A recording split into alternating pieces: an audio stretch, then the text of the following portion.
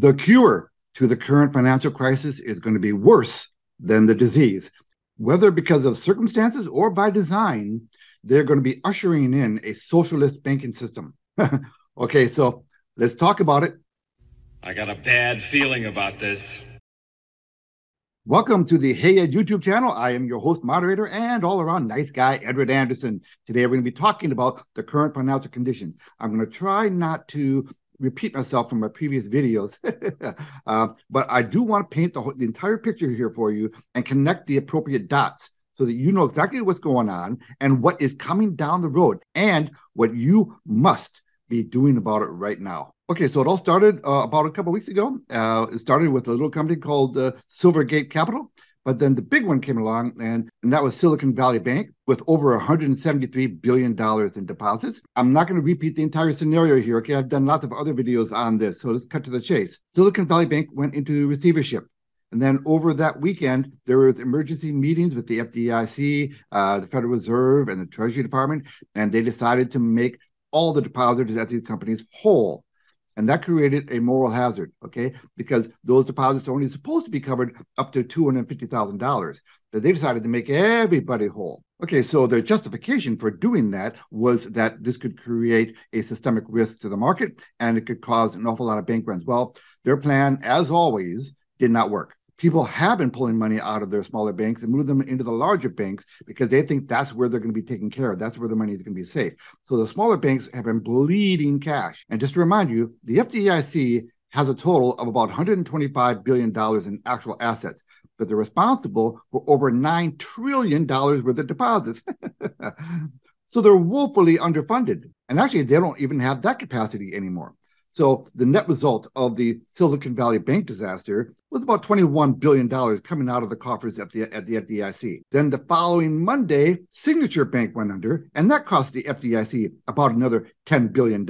So within a 4-day span, 3 U.S. banks went out of business, and the FDIC lost about 30% of their available ability to cover people's deposits. And then Credit Suisse comes along. Now, Credit Suisse is a foreign bank, right? And it is actually the bank that I predicted would cause the next financial crisis. And I was a little bit wrong. It turned out to be Silicon Valley Bank. But actually, I take that back. I think I was right because whereas the deposit base at SVB was $173 billion, the deposit base at Credit Suisse is about $1.3 trillion. Our esteemed president comes on TV and says, everything's taken care of. I fixed everything. What they did, they halted trading on all of the bank stocks that morning. Bank stocks were gapping down and selling off dramatically, so they halted trading. That was his fix. They halted trading. Hey, halting trading does not fix the problem. I mean, right away at the open, First Republic Bank was down over 60% in value, and there's a long string of other losses that I won't bore you with here. But the banks were getting pummeled. Now, this business about 3 big banks going under, that is just the beginning. It is not the actual big bomb that I'm looking for. The actual big landmine that I'm expecting to explode are the derivatives market. I've done many videos on this, and no one seems to have been listening to me. But here's the real concern. I'm about to show you the exposure of our banks to the derivatives market, and it is going to blow your mind. Now, just to remind you what derivatives are a very risky product. And it's a very leveraged product. And it was the culprit behind the 2008-2009 financial crisis. And we have not learned our lesson. Now, these kind of derivatives are often leveraged 10 or 20 to 1. You could lose 100% and more because of the leverage. You could actually lose, if you're leveraged, 20 to 1, and the product goes against you, say 20%, you're done. And you got to come up with more money. You're getting a margin call. Okay, I'm not going to explain derivatives beyond that. For now, I've done videos on them before, and there are tons of YouTube videos out there explaining derivatives in detail. Right now, I just want to paint the big picture for you, okay? But let's take a look at the exposure of our financial market to these derivatives. Okay, so I'm not going to show you all of our banks. I'm just going to show you the top several. Okay, the top one, of course, is Goldman Sachs at $53 trillion. Come back to me. Yes, trillion with a T. $53 trillion of exposure. Let's go back. JP Morgan, 50 trillion. Citibank, 47 trillion. Bank of America, 19 trillion. Wells Fargo, 12 trillion. State Street, 2 trillion. And this is my bank down here, US Bank, almost 1 trillion. Okay, now I'm going to show you a couple of other sources on these numbers so you don't think I'm relying on just one source. I looked at several sources.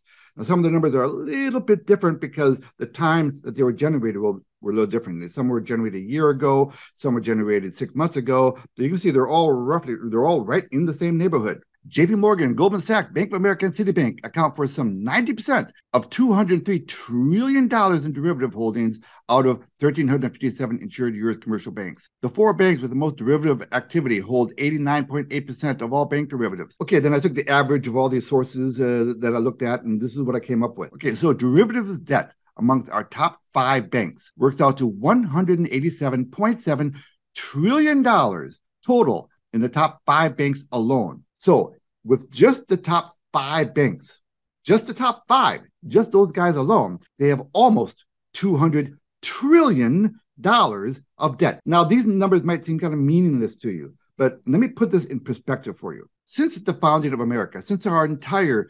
247-year history, our country has accumulated $31.5 trillion in debt. That's our current national debt. And just to remind you, Goldman Sachs and JP Morgan, all by themselves, have almost twice that, all by themselves. A little more perspective, the annual GDP of the entire United States of America is about $23 trillion. And the annual GDP of the entire world comes in at $96 trillion. And these top 5 banks have over $200 trillion all by themselves of exposure. Worldwide, that number is about $1 quadrillion, which is $1,000 trillion. I did a video on that. $1 quadrillion. Now, it gets even better. The Bank for International Settlements put out a report that there is about $65 trillion in off-balance sheet debt, okay, that they don't even show on their books. Okay, so we saw the FDIC blow through about 25 to 30% of their available capital for bailing out insured deposit holders already. Gone. 30% with just 3 U.S. banks. It just took 3 banks to blow through 30%. And those are relatively small banks. The largest one was SVB, and it was ranked number 16 in the country. Well, what if one of those top 4 banks that we just talked about, what if Goldman Sachs or JP Morgan, what if they were to implode? Yeah, but Ed, they can't implode. I mean, it's JP Morgan. They're huge. They're massive. Well, let me tell you something. If JP Morgan has $55 trillion of exposure to these derivative debts all by themselves, and these are highly leveraged products, right? 10 to 1, 20 to 1, maybe even more. So one bad day in the market, let's say they lose 10% value, just 10%. That's over $5 trillion. Now, I know JP Morgan is massive, but even for them, $5 trillion is going to put a little dent in their books. Okay, so the government decided to bail out these companies, primarily SVB and Signature Bank, right? Out of fears that it could create a bank run. Now, that creates a moral hazard because you have people screaming now saying, well, why those banks? What happens to my bank if I'm not in one of those banks? So people have been pulling money out of their smaller banks in droves. And I've heard several stories about this where people have gone to the bank and they can't get their money out already because these banks don't keep any money in the bank. Let me kind of remind you about how modern banks actually work. It's not like the old days where you have this image of a big stone building, with a massive steel vault door and a vault with millions of dollars inside, like the old gangster movies. No, they don't have vaults. They don't keep that much money at all at their banks. Banks are not required anymore to keep any reserves. Prior to this worldwide flu that we had, the requirement was to keep 10% of deposits in reserve. Now it's 0%. Remember, the money you have sitting in your bank account is legally not considered your money. As soon as you turn over your money, it's no longer legally your money. So why would you keep a substantial amount of your wealth inside of a bank? Why would you? You're loaning your money to the bank. They're paying you nothing on it, and then they're getting filthy rich. It's free money for them. But let's not go down that rabbit hole here. Now, a joint press release was put out by the Department of the Treasury, Federal Reserve, the FDIC, and the OCC, exploring the possibility of making everybody whole, all depositors in America. This is getting insane. I mean, they don't have the funds to do that unless they fire up that printing machine and print more money, and that's what's going to lead to a socialized system. We're going to get to that in a second. So stay with me. I'm going to show you a short clip. It sounds like this is something that is not necessary, but something that is sufficient, that they needed to kind of set a framework, at least, if this banking crisis gets worse.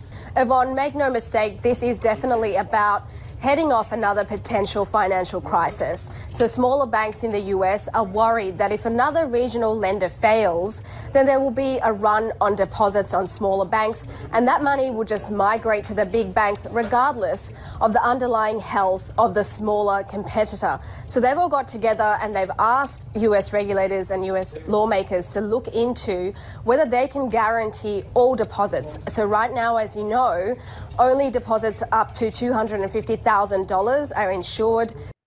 Okay, now I'm going to show you another clip here. It's a clip of Roger Altman, who was the former Deputy Treasury Secretary under Bill Clinton. And he calls this new development of bailing out SVB Bank and considering making everybody in the country whole. He's calling that a profound development. So listen to this. And Roger, let me just ask you the question that maybe most people tuning in this morning would like to hear. How secure are you feeling in the financial system today? Longer term, this is a breathtaking and profound set of events. Here's a banking institution which most Americans never heard of, which was not designated as systemically important, and over a 72-hour period, it threatens the entire financial system and financial market stability. And the banking regulators decide to guarantee the deposit base of the entire U.S. financial system, which is certainly what they just did. This is profound stuff here. If you're guaranteeing the entire deposit base of the financial system, will it eventually lead to less disciplined behavior on the part of bank managers? And if you're guaranteeing the key liability of these institutions, does it mean that there will eventually be pressure to limit shareholder returns? There are all kinds of profound questions raised by this. It's just a breathtaking set of events. So it's not just me. Now, in 2008, the G20 met in Australia, and they signed a treaty saying that they would not bail out banks anymore. They said, we cannot afford to do this again. We couldn't afford to do it last time, but we definitely can't afford to do it again. So they signed a treaty saying, we're not going to do this again. But here we are looking at doing it again. And let me read you a little snippet of the press release from that G20 event.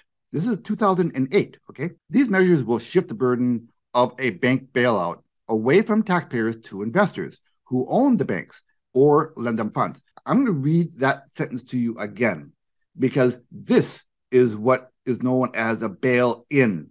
What he's saying there, because remember, when you put your money into a bank, when you deposit your money into your bank, that's a misnomer. You're not really depositing your money. You're loaning your money to the bank, and they don't keep your money there. They just make a little entry in the ledger that they owe you that amount of money. But that's it. It's not your money. It's not sitting there in your name. So when you do that, when you put your money in a bank, you're considered an unsecured creditor or an investor.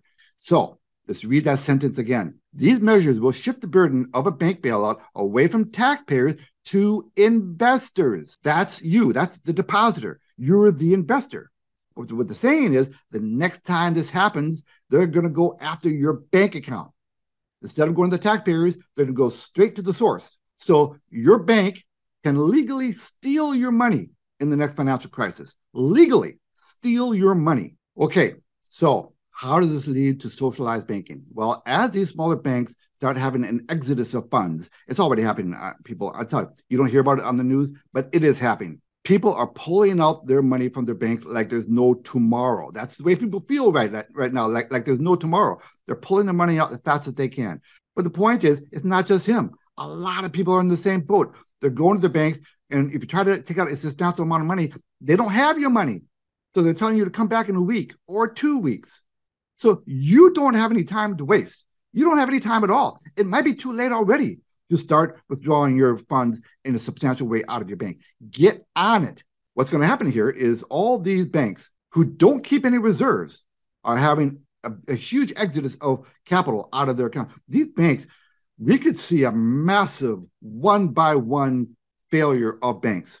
And what people are doing is they're going to the larger banks because they have a perception that they're too big to fail, so they're more likely to be taken care of by the government in the event that those banks fail.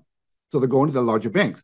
So we can see a whole class of banks disappear, which is fine with the Federal Reserve.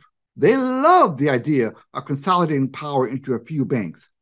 First, they want to get it down to 4 or 5 banks, and then 2 banks, and then 1 bank, and then eventually it'll just be the Federal Reserve. And that's when they've got you. When they've got the entire banking system down to just a few banks, then they've just gone a long way to controlling your life, to controlling what you can spend your money on, especially if we just end up with the Federal Reserve as the only bank. Now, you're saying, Ed, you're nuts. People have been calling me nuts now for 2 years since I started this channel. But every one of my predictions along the way have come true. This is the big one. This is the show. This is the big event. This is the catastrophe that I've been warning you about all these years. It's coming to a head. We are in the eye of the storm right now. Now, one of the ways that you know that this is happening and that the insiders know about it is just watch what they've been doing. Don't listen to what they've been saying. Look at what they've been doing. Gold demand surged to an 11-year high in 2022 on colossal central bank buying. Central banks bought the most gold on record last year. And are you curious about which central banks have been buying the most gold? Take a look at this list. At the top of the list are Russia and China, okay? Our 2 biggest global enemies. The people who have designs on destroying our currency. They've been hoarding the most amount of gold for over 10 years now. So this has been in the works. They've been buying gold like crazy. Now, what this should be telling you is, listen, these central banks, these are the people who are responsible for protecting our currencies. So the fact that central banks around the world have been hoarding gold should tell you about what they think the prospects are for their own fiat currencies. In America, that's the US dollar, right? Okay, so you see me many times show you a chart of the M1 money supply. That's the availability of cash in the system. But let's take another look at that chart. See that straight move up there? That was a massive printing of money. And here's another chart of the same thing. Everybody knows that there's value in scarcity. You know, that's why vintage cars are so valuable. That's why rare comic books are valuable, because they're rare. So when you have more of something, it becomes less rare. Well, let's harken back to the 2008 financial crisis. Between 2007 and 2010, $29 trillion was pumped into the U.S. banking system. I mean, at some point, these numbers are just like crazy, right? It's hard to fathom. We've already seen huge consequences. Elective losses hit $2 billion after the First Republic sale. Now, this is a Swedish pension fund. And what were the consequences of the recent demise of Credit Suisse? Swiss are on the hook for $13,500 each on Credit Suisse bailout. So the taxpayers of Switzerland are now on the hook for $13,000 each because of that event. Now, I can't stress enough that the events that happened so far, as dramatic as they are and as big as they are, they're just the beginning. We've not even seen the possible disaster in the derivatives market. That's where the really big atom bomb is. If they start to come in, forget about imploding. If they just start to come in a little bit, we're going to see disaster. The exposure is incalculable. The reason why I think that this derivative crisis is pending is because in terms of financial chaos, the first asset that people sell are the speculative assets, the risky assets. Well, these derivatives are on the extreme end of the risk scale. These people are going to be really tempted to sell. Now, as soon as one of these large banks start to sell the derivatives in the market, all the other big banks, they're going to smell it. They're going to see it. They're going to see it happening. And they're going to be heading for the exits all at the same time. When this does happen, it's going to happen fast. So you don't have time to react. It's going to happen fast. We're going to wake up one day and it's going to be bedlam. And then it's going to be too late. to do anything. What should you be doing right now? Number one, reduce your exposure to your bank a lot. Number two, put some of that money into gold and silver. And number three, establish streams of passive recurring income. I can't help you with the first one, getting money out of the bank. That's on you. And you better get on it. The chances are really good you're not going to be able to do it in one visit. You're probably going to need several visits, and you might need a month to get it all out or more, depending on how much you have in the bank. But I can help you with the other two things, acquiring gold and silver and establish streams of passive recurring income. You've heard me talk about a program that I'm in called 7K Metals. I can hook you up. But look, whether you join my team and you get into 7K Metals or you get it on your own, just do it. Remember, it's not like you're buying gold and silver. All you're doing is moving your assets from one really bad asset class called US dollars, which are literally garbage. They're not worth anything. They're literally just pieces of paper, into gold and silver, which have a 4,000-year track record. You can always move your gold and silver back into cash whenever you need to, whenever you want to. Okay, listen, I've been educating my audience now for more than 2 years on these topics. And any of you who are veterans to my channel, you know that my predictions have all come true. Now, I'm not a financial advisor. I'm just another guy on YouTube giving an opinion. If you've had some bad experiences at your bank lately, could you please comment below? Let us know what your story is. If you haven't subscribed, please subscribe. Please give this video a like. And if you have any questions about any of the programs that I'm involved in and that my WhatsApp group is involved in, or if you would like to join the Hey Ed WhatsApp group, shoot me an email and I'll send you a link to join the group. And we can do one-on-one Zoom if you want. So this is Ed Anderson in Wayzata, Minnesota, hoping that you're taking action. I've got more videos to come, so hit that alert button. I might even start doing live streams pretty soon. Ed Anderson signing out. Copy that.